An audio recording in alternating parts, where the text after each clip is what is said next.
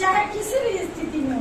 इसीलिए कहा जाता है कि लंदन का एक सन पत्रिका है, उसने लिखा था what Gandhi and Ambedkar could not do in 100 years, what Gandhi and Ambedkar could not do in 100 years, this man Lalu Prasad Yadav has done.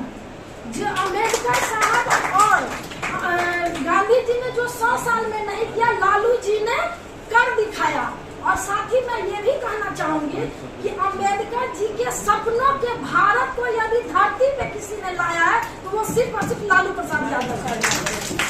क्योंकि अम्बेडकर साहब बहुत अपना मतलब कष्ट सहकर अमेरिका लंदन से पढ़ाई करके जितना उनके दिमाग में था, कभी वो भारतीय राजनीति में नहीं, उस समय जो राष्ट्रीय आंदोलन होता था अंग्रेजों को भगाओ ये करो करो उसमें नहीं रहते थे, लेकिन उन्होंने अपने समाज के लोगों के बारे में सोचा, पिछड़े दलित तबके के लोगों के बारे में संविधान में लिखा। तो उस संविधान को हमको पढ़ना बहुत जरूरी है। व्हाट्सएप मीडिया में हम सुन लेते हैं, हम किसी का भाषण सुन लेते हैं, लेकिन मेरा ये स्लोगन है हर हर संविधान घर घर संविधान। अगर घर घर संविधान होगा तभी हम संविधान के नियमों को पढ़ सकते हैं और संविधान को हम अपने बच्चों को समझा सकते हैं, जो अपना आरक्षण भी ले लेगा और अपनी शिक्षा को भी उस स्तर पर ले लेगा। शिक्षा ही हमारे पास एक ऐसा हथियार है जिसके बल पर हम अपने आप को, हम अपने समाज को, हम अपने अगली पीढ़ी को आगे ले जा सकते हैं।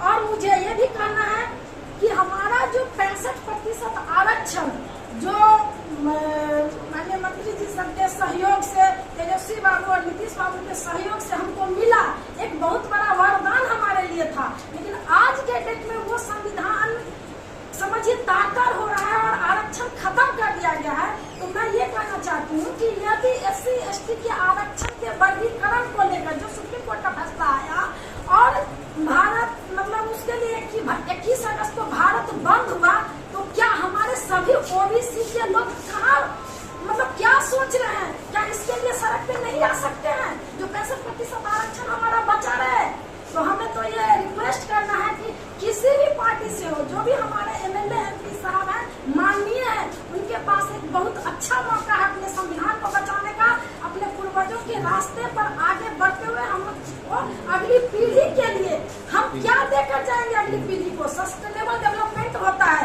कि जो भी संसाधन हमारे पास उपलब्ध है उसको हम अपनी अगली पीढ़ी के लिए बचाएं। तो ये जो आरक्षण जिससे हम सामाजिक न्याय ला सकते हैं, इसको अगली पीढ़ी तक हम कैसे ले जाएं, इसके लिए हमारा सबसे रिक्वेस्ट होगा कि जितने भी हमारे MLA MP पूरे देश में है, सब एक सुर में बोले कि हमको 65% आरक्षण चाहिए, चाहे किसी भी स्थिति में हो। और मैं ये बताना चाहूंगी कि मैं खुद 2000 ईस्वी में पटना आई BPSC तैयारी करने, और मैंने अपनी बेटी को नर्सरी में एडमिशन करवाया।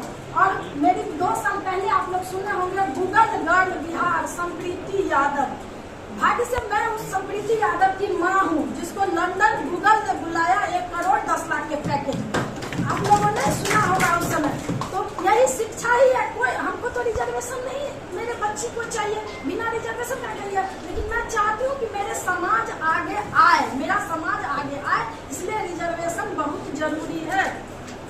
और जहाँ तक BPSC का सवाल है, सर बहुत अच्छा बोले, सर मेंबर रहे, सर का ही योगदान होगा। ठाकुर साहब को बहुत बहुत प्रणाम मेरा, क्योंकि जब BPSC तैयारी करने आए तो लगता था कि यहाँ क्या हो रहा है। आपको बता दूं 2000 से लेकर 2013 के अक्टूबर में मेरा रिजल्ट आया। 14 साल मैंने तपस्या किया, मैंने 16 PT पास किया है, बिहार और झारखंड JPSC का और BPSC का।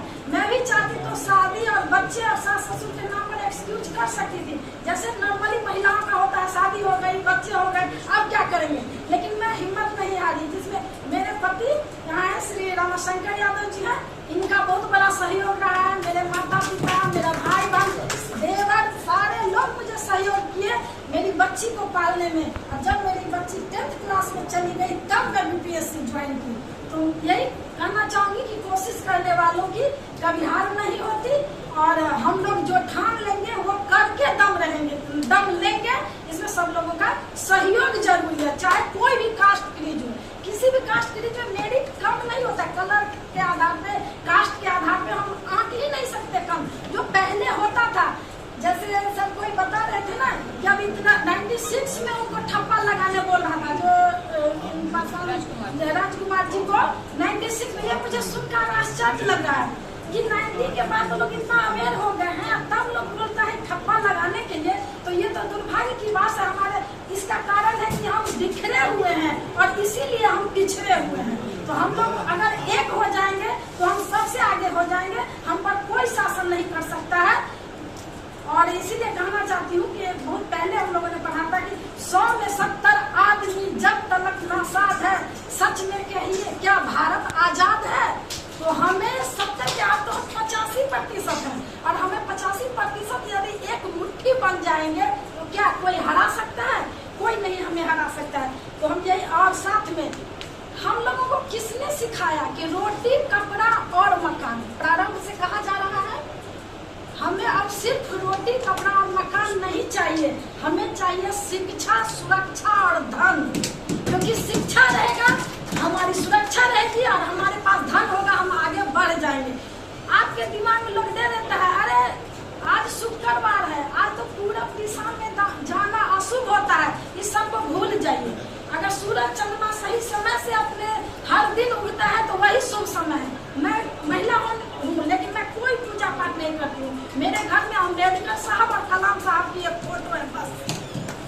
तो मैं चाहती हूँ सब लोग अगर अपने अपने घर में इस तरह से अवेयरनेस फैलाएंगे तो सारे लोग आगे बढ़ेंगे, सब मिलकर करेंगे। जय हिंद, जय भारत, जय बिहार, जय समाज।